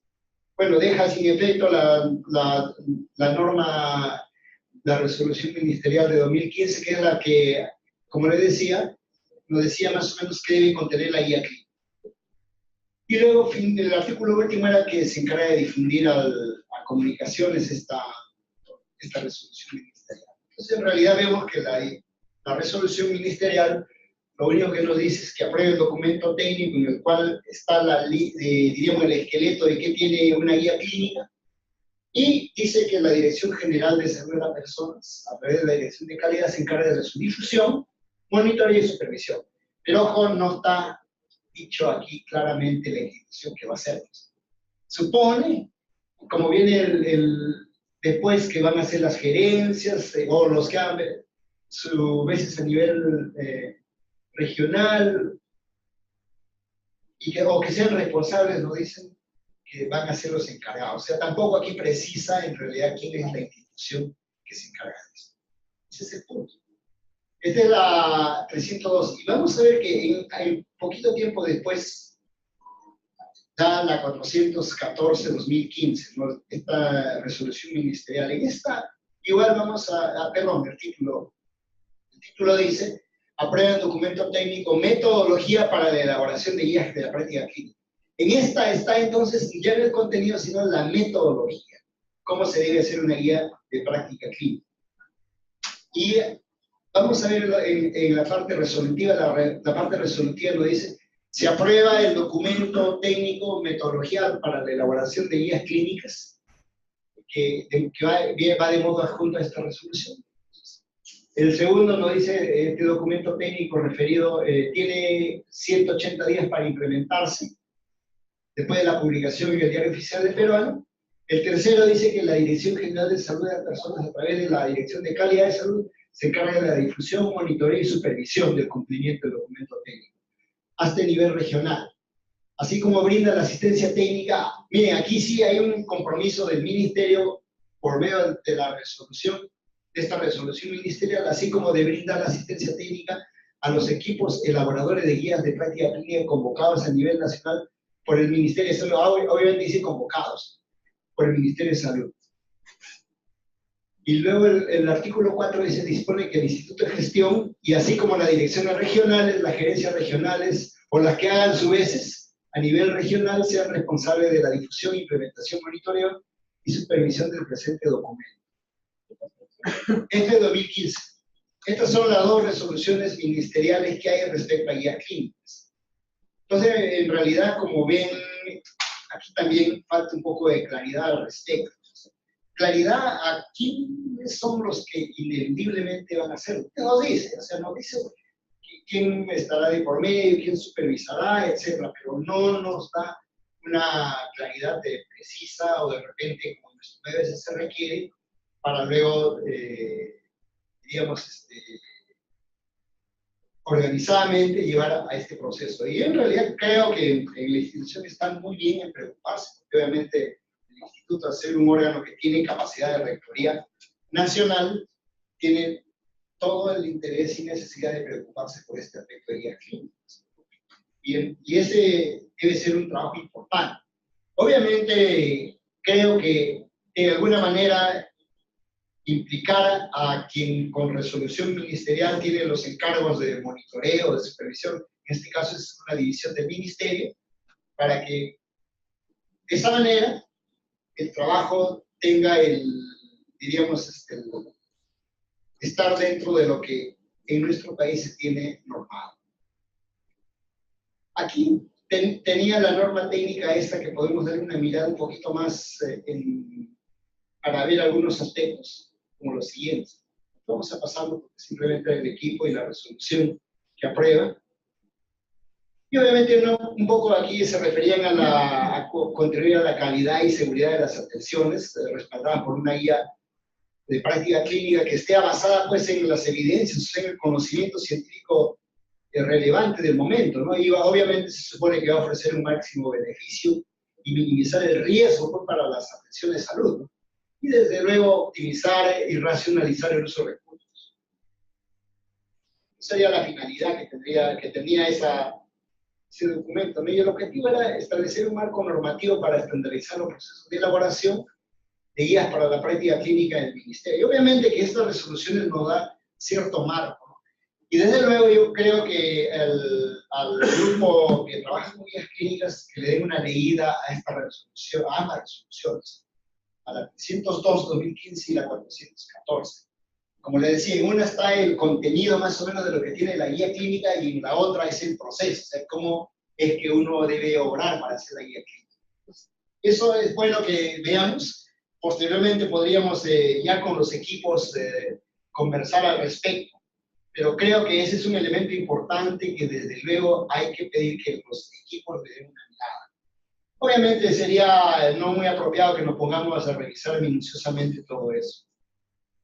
Y el ámbito de la aplicación sí deberíamos de ponerlo, ¿no? Porque obviamente está pensado en los que directamente tenían que ver, ¿verdad? IGES, direzas, jerezas, pero entendemos que en realidad un instituto tiene que entrar a este aspecto. Y luego venían algunas definiciones de la GRI 2, Guía de Práctica Clínica, esto no vamos a pasar simplemente. Un poco como una disposición general que la guía técnica entonces se refiere al diagnóstico y tratamiento de un problema de salud pública y va a ser una prioridad sanitaria, ¿no? Y nos daban a 3 niveles. El Instituto de Gestión de Diversas genera redes y microredes. Obviamente se entendía de que una guía tenía que poder ayudar a evaluar la condición en varios niveles, desde el nivel más especializado y elevado hasta los niveles de atención primaria. Esto va a depender de la condición y qué cosa se va a hacer en cada nivel. O sea, aquí de primera intención no podríamos decir todo lo que corresponde, ya dependiendo de la condición clínica. Igual, ¿no? Los institutos públicos, ¿de qué niveles? Colocaba aquí los del nivel 2 y 3, pueden elaborar otras guías que sean prioritarias, es decir, aparte de las nacionales, otras guías a fin de que el MINSA lo pueda aprobar. Vamos a pasar simplemente a las disposiciones generales. Y ahora las temáticas eran definidas por el ente. O sea, ¿quién define el ente rector? ¿Qué guías queda el ente rector? Sí. Ya, sí. Ahí estamos. Para hacer una observación en el segundo párrafo. Sí, dígame usted. Esta guía es un costo. Así es. Sin embargo, ahí dice que los EPS privados podrán acogerse a las que apruebe el MINS. Así es. Y los privados se están regalando el trabajo de Ministerio. ¿Cómo es eso? Correcto, eso es que esta directiva dispone, ¿no? Pero en realidad es un elemento dificultoso, porque el privado también puede decir, mira, ¿sabe qué cosa? Yo trabajo de otra manera. Pero aquí con esto se le está enmarcando en este proceso. Esos son elementos que en realidad creo yo son importantes, que si bien están aprobados, es importante analizarlos porque pueden ser materia, yo creo, de revisiones, ¿no? Todas estas normas, no, si bien uno entiende que es lo normativo aprobado, no son escritas en piedra, no pueden ir con sugerencias, mejorarse en estos aspectos, por ejemplo. Porque yo también como privado me preocuparía, ¿no? Y si la norma me dice algo que yo en realidad no lo sé o no lo trabajo, ¿qué hago? No tengo que tener porque la norma me lo exige. Bien. Y aquí había un poco en los esquemas de una guía clínica, ¿no? Decía, la preparación va a ser en realidad la primera actividad de priorizar, seleccionar la guía clínica y los tópicos. O sea, esta es la fase preparatoria de la guía clínica. La parte de la formulación era constituir el grupo que va a elaborar, y ahí le pedían que declaren los conflictos de intereses y formulen todo el contenido y las preguntas que debe contener la guía clínica, como hace un momento comentaba. Pero obviamente viene toda la parte del trabajo con la evidencia, ¿no? De buscar la información, primero de guías clínicas, y si no hay guías clínicas y no vamos a adaptar, sino para hacer una de nuevo, todo el proceso de búsqueda de información. Una guía clínica de nuevo hemos comentado, ¿no? Obviamente aquí tenemos que hacer todo.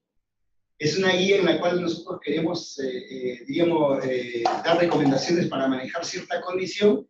Tenemos que tener las preguntas muy precisas que necesitamos recomendar y luego, para cada una de ellas, tener la información y tener como una especie de revisión sistemática para cada pregunta. Y la respuesta luego de acuerdo a la literatura. Entonces, esta es una tarea bastante grande, pero que así propone. O la otra sería pues una guía clínica que se adopta, en el cual uno mira cómo es esta guía, lo podemos trabajar, lo podemos aplicar en nuestro medio, finalmente qué adoptamos, qué recomendaciones se adoptan. Ya sea por desarrollándolo de nuevo o adaptando, tiene que tenerse luego una redacción de guías, o sea, cómo se va a redactar la guía, el formato, para que luego esto sea aprobado. Una vez que la guía está terminada, hacer el proceso de validación por grupo de interés y por revisores externos. Finalmente, después de todo esto, pasar a la fase de aprobación, porque el ministerio sí en realidad tiene el proceso de que una guía debe tener una aprobación diríamos, con una resolución respectiva, ¿no? Su publicación y difusión. Entonces aquí también está puesto que sería la Autoridad Nacional de Salud, en este caso el Ministerio o quien corresponda, aprobar las guías clínicas y aquellas de situación de emergencia. Está puesto esto porque algunas veces en una condición de emergencia requiere una guía clínica que se haga y en este caso se supone que el Ministerio en poco tiempo debería de hacerlo. Y obviamente esto usualmente con un comité ad hoc para poder trabajar este documento y en un tiempo perentorio y llevarlo a cabo. ¿Correcto? Ahora también se habla de este instrumento, el AGRI2, que debe ser un instrumento para evaluar el proceso de la guía clínica y a la misma guía clínica, para ver que la calidad sea la apropiada.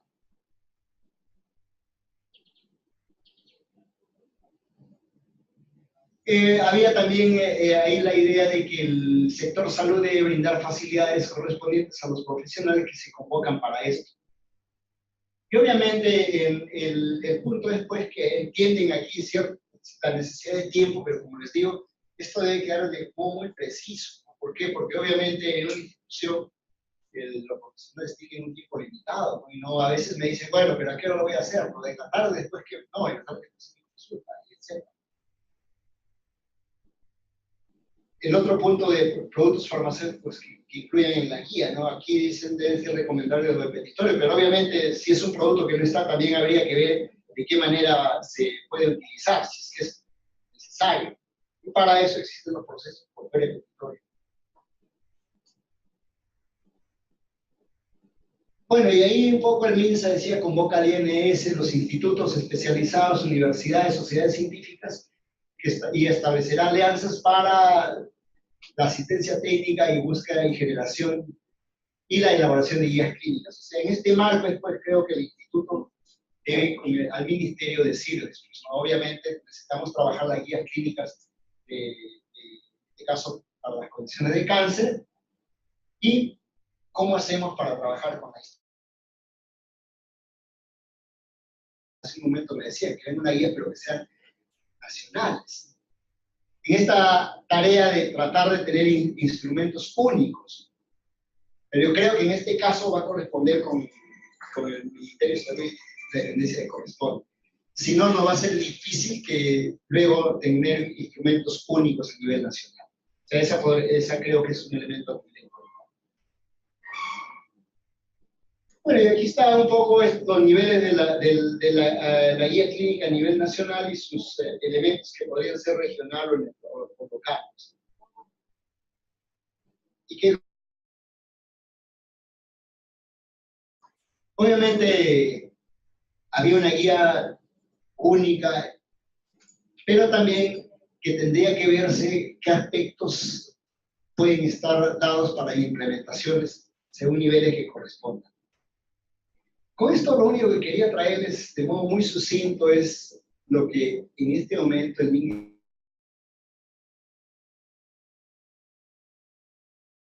de mejoras y también nos deja algunos vacíos, ¿no? Por ejemplo, la institución que hace, bueno, dice pues la supervisión, el monitoreo de calidad, etcétera, pero en realidad creo que ellos tampoco tengan tiempo y la gente necesaria para todo el proceso nacional. Y creo yo que en la CAPI corresponde a instituciones y como es el INE, tienen que aportar mucho en esta tarea, en estos procesos. En ese sentido, creemos que es importante el trabajo. Pero ojo, obviamente, poder ya con la parte política trabajar con el mismo ministerio a decirle, bueno, vamos a hacer las guías, a ustedes les corresponde cierto acápite y ciertos elementos de decisión que necesitamos que haya una conjunción. ¿Para qué? Para poder tener las guías a nivel nacional. Bien, esto es lo que quería traerles como aspecto normativo para nosotros. Y